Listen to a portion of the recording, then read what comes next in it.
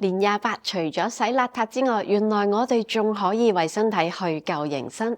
首先建議大家當日禁肉啊，以小米南瓜粥作為主食，清清腸胃；以熱食稀粥同微微出汗為次要。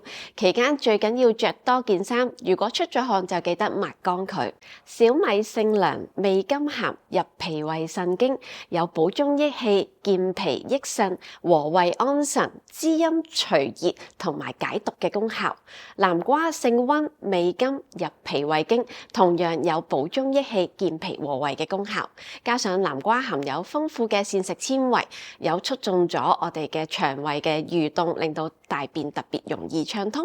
另外，大家可以跟呢幅圖梳梳頭，疏通頭部嘅經絡，再加埋臨瞓前貼個薑竹貼去濕，咁樣就可以由上中下三焦為身體去舊迎新啦。鍾意呢段片嘅記得 like、share、comment 同埋 subscribe。如果有咩 topic 大家想聽，歡迎留言俾我。